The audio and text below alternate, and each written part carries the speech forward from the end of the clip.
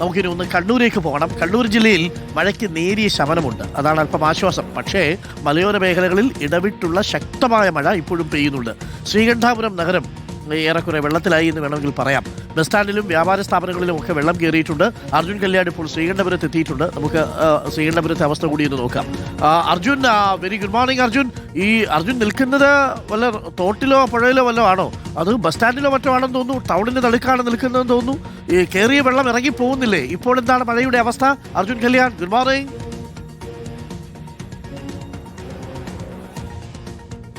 Doctor good morning. ഞാനിപ്പോൾ നിൽക്കുന്നത് Sreekandapuram bus സ്റ്റാൻഡിലാണ്. Sreekandapuram bus സ്റ്റാൻഡിന്റെ കാഴ്ചയാണ് നമ്മളിപ്പോൾ ഈ കാണുന്നത്. കാരണം ഈ ബസ് സ്റ്റാൻഡിന്റെ ഏകദേശം എല്ലാ ഭാഗങ്ങളും ഇപ്പോൾ തന്നെ വെള്ളം കയറിയ സ്ഥിതിയിലാണ്. നമ്മളിപ്പോൾ ഈ പറയുന്ന ദൃശ്യങ്ങളിൽ കാണുന്ന ആ ഭാഗത്തിന്റെ താഴെ, അതായത് ആ നിൽക്കുന്ന ലുലു ഷോപ്പി എന്നൊക്കെ കാണുന്ന ആ ഷോപ്പിന്റെ നേരെ താഴെ ഭാഗത്തും ഒരുപാട് കടകളുള്ളതാണ്. അതാണ് ശ്രീകണ്ഠപുരം മാർക്കറ്റ്. ആ മാർക്കറ്റിന്റെ ഭാഗങ്ങൾ മുഴുവനായും തന്നെ, അതായത് ആ മാർക്കറ്റിന്റെ ഭാഗത്തുള്ള എല്ലാ കടകളും ഇപ്പോൾ തന്നെ പൂർണ്ണമായും മുങ്ങി നിൽക്കുന്ന അവസ്ഥയാണുള്ളത്.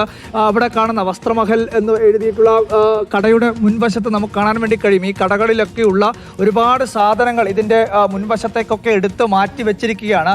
ആ കടയുടെ ഉടമകൾ, ഈ സാധനത്തിൻ്റെയൊക്കെ ഉടമകളായിട്ടുള്ളവർ, വ്യാപാരികളൊക്കെ ഇപ്പോൾ വെള്ളം കയറുന്നതുമൊക്കെ നോക്കി അവിടെ തന്നെ നിൽക്കുകയാണ്. കാരണം ഈ വെള്ളം ഏതെങ്കിലും ഘട്ടത്തിൽ ഉയരുകയാണെങ്കിൽ സ്വാഭാവികമായും ആ സാധനങ്ങളൊക്കെ അവിടെ നിന്നും എടുത്ത് മാറ്റേണ്ടുന്ന ഒരവസ്ഥയിലേക്ക് പോകും. അതുകൊണ്ട് തന്നെ ആ കാര്യങ്ങൾ നിരീക്ഷിച്ചുകൊണ്ട് ആളുകളൊക്കെ അവരവരുടെ കടകൾക്ക് മുന്നിലുമൊക്കെ നിൽക്കുന്നതാണ് നമ്മൾ ഈ കാണുന്നത്.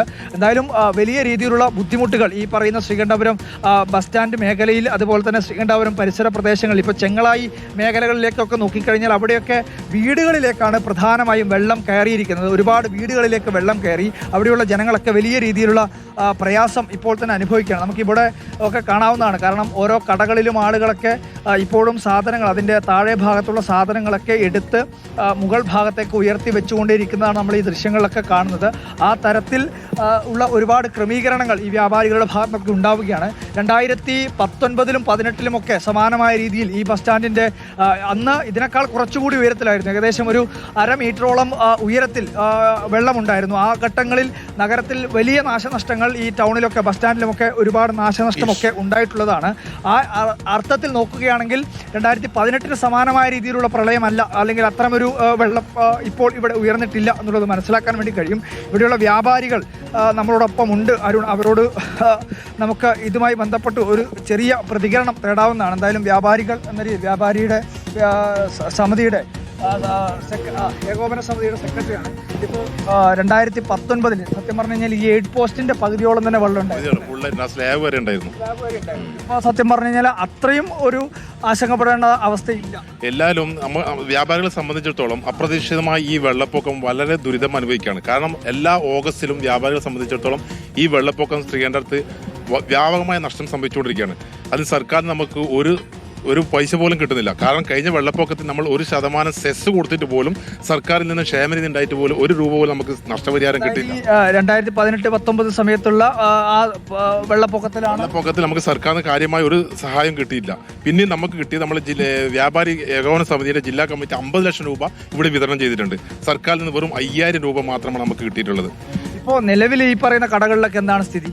അതായത് ഓണത്തോടനുബന്ധിച്ച് എല്ലാ ഷോപ്പുകളിലും ലക്ഷക്കണക്കിന് രൂപയുടെ സ്റ്റോക്ക് ചെയ്തിട്ടുണ്ട്. അതൊക്കെ നഷ്ടപ്പെട്ടിട്ടുള്ളത്, എല്ലാ സ്റ്റോക്കും നഷ്ടപ്പെട്ടു. കാരണം ഈ മലയോര മേഖലയിൽ ഈ ശ്രീകണ്ഠം പട്ടണം സ്റ്റേറ്റ് ഹൈവേയിൽ, ഇരിട്ടി തളിപ്പറമ്പ് സ്റ്റേറ്റ് ഹൈവേയിൽ വെള്ളം കയറിയതിനു ശേഷം ഒരു വ്യാപാരിക്കും ഇവിടെ എത്തിപ്പെടാൻ പറ്റാത്തത് കൊണ്ട് പെട്ടെന്നുള്ള രാത്രിയുള്ള വെള്ളപ്പൊക്കം, വലിയ വാഹനങ്ങൾ കൊണ്ടുവരാൻ കഴിയുന്നില്ല, ആളുകളെ കൊണ്ടുവരാൻ വേണ്ടി കഴിയുന്നില്ല. ഒരു ഒറ്റപ്പെട്ട സ്ഥിതിയിലാണ് ഇപ്പോൾ ശ്രീകണ്ഠപുരം നഗരം ഉള്ളത്. തീർച്ചയായിട്ടും ഒറ്റപ്പെട്ട ഇതുള്ളത്. ഇതിനൊരു ശാശ്വത പരിഹാരം എന്നുള്ളത് ഈ പുഴയിലുള്ള മണൽ മാറ്റിയാൽ മാത്രമേ ഈ വെള്ളപ്പൊക്കത്തിനൊരു ശാശ്വത പരിഹാരം ഉണ്ടാകുള്ളൂ.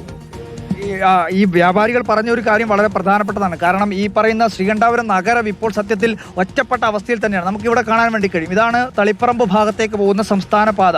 ഈ സംസ്ഥാന പാതയിൽ ഇപ്പോൾ തന്നെ വെള്ളം നിറഞ്ഞിരിക്കുകയാണ്. അതുകൊണ്ട് തന്നെ ഒരു വാഹനവും ഇതുവഴി കടന്നു വരാൻ വേണ്ടി കഴിയുന്നില്ല. ആളുകൾക്ക് ഈ ഭാഗത്തേക്ക് എത്താൻ വേണ്ടി കഴിയുന്നില്ല. വലിയ ബുദ്ധിമുട്ട് ഈ തളിപ്പറമ്പ് ഭാഗത്തു നിന്നും ശ്രീകണ്ഠാപുരം ഭാഗത്തേക്ക് എത്താൻ വേണ്ടി അനുഭവപ്പെടുന്നു. അതുപോലെ തന്നെ ഈ സംസ്ഥാന പാത കടന്നു പോകുന്ന മറ്റൊരു പ്രധാനപ്പെട്ട വഴി എന്ന് പറയുന്നത് ഇരിട്ടി ഭാഗത്ത്, അതായത് തളിപ്പറമ്പിൽ നിന്നും വരുന്ന വാഹനങ്ങളെല്ലാം കടന്നു പോകുന്ന ഇരിട്ടി ഭാഗത്തൊക്കെ, ഈ ഭാഗത്താണ് ശ്രീകണ്ഠപുരം പുഴ ഉൾപ്പെടെ നിൽക്കുന്നത്.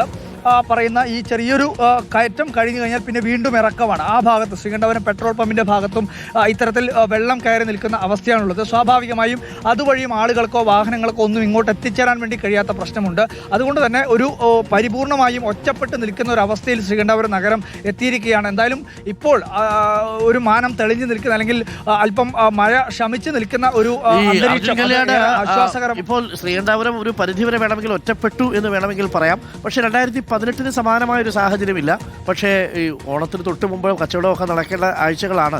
അവിടെയാണ് ഇപ്പോൾ ഇത്രയും വലിയ ബുദ്ധിമുട്ടുണ്ടായിരിക്കുന്നത്. അർജുൻ കല്യാട് നിൽക്കുന്ന സ്ഥലം നോക്കൂ, ഏകദേശം വിജനമായ സ്ഥലമാണ്. നേരത്തെ അർജുൻ കല്യാട് റിപ്പോർട്ട് ചെയ്ത് തുടങ്ങിയ സ്ഥലം ഒരു വലിയ പുഴയുടെ നടുക്ക് നിന്ന് റിപ്പോർട്ട് ചെയ്യുന്ന പോലെയാണ്. അത് നഗരത്തിന് മധ്യത്തിൽ നിന്നുകൊണ്ടാണ്, ടൗണിൽ നിന്നുകൊണ്ടാണ് റിപ്പോർട്ട് ചെയ്തുകൊണ്ടിരിക്കുന്നത്. പ്രിയപ്പെട്ട പ്രേക്ഷകരെ, അവിടെ കച്ചവടക്കാരൊക്കെ എത്തിയിട്ടുണ്ട്. അർജുൻ കല്യാട് അടുത്ത റൗണ്ടിൽ തിരിച്ചു വരാം. പ്രതികരണങ്ങളൊക്കെ എടുത്തോളൂ. ഇതാ നോക്കൂ, അർജുൻ കല്യാടിന്റെ പുറകുവശം നോക്കുമ്പോൾ പുഴയാണ്, പുഴ പോലെയാണ് തോന്നുന്നത് അല്ലേ അർജുൻ? അതെ ഡോക്ടർ, തീർച്ചയായിട്ടും ഈ പറയുന്ന ബസ് സ്റ്റാൻഡിന്റെ എല്ലാ മേഖലയും ഇപ്പൊ തന്നെ വെള്ളത്തിനകത്തായിട്ട്. ഈ പറയുന്ന ഈ സ്ഥലം മാത്രമല്ല, ഈ പറയുന്ന വ്യാപാര സ്ഥാപനങ്ങൾ മാത്രമല്ല, ഇതൊക്കെ ഒരു വലിയൊരു ഷോപ്പിംഗ് കോംപ്ലക്സ് ആണ്. ഇതിന്റെ ഉൾവശത്ത് നമുക്ക് കാണാൻ വേണ്ടി കഴിയും സാമ ലൗബറി എന്നൊക്കെ എഴുതിയിട്ടുള്ള ആ ബോർഡിനകത്ത് ഒരു വലിയ ഷോപ്പിംഗ് കോംപ്ലക്സ് ആണുള്ളത്.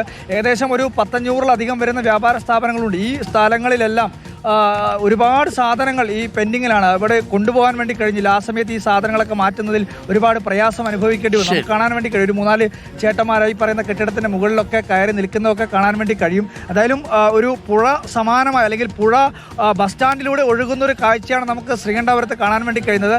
ഇപ്പോഴും ഈ പറയുന്ന രീതിയിൽ വെള്ളം ഒഴുക്ക് നിലച്ചിട്ടില്ല. നമ്മൾ നേരത്തെ വരുന്ന സമയത്ത് നമ്മൾ ഒരു അടയാളമൊക്കെ വെച്ചിരുന്നു, അതായത് വെള്ളം കുറയുന്നുണ്ടോ എന്നൊക്കെ. സാധാരണ ഇത് നാട്ടിൻപുറത്തൊക്കെ ചെയ്യുന്ന രീതിയിലാണ് ഇത്. അങ്ങനെ ഒരു കാര്യമായ ഒരു വെള്ളം കുറഞ്ഞു പോകുന്ന സ്ഥിതിയില്ല എന്നുള്ളതാണ് നമുക്ക് ഇപ്പോഴും ബോധ്യപ്പെടുന്നത്. ഏകദേശം ഒരു അരമണിക്കൂർ സമയം അടയാളം വയ്ക്കും. അതേപോലെ അർജുൻ കല്യാട് ശ്രീകണ്ഠപുരത്ത് അടയാളം വെച്ചതാണ്. അടയാളത്തിൽ ചെറിയ രീതിയിൽ വെള്ളം ഇറങ്ങി തുടങ്ങിയിട്ടുണ്ട്.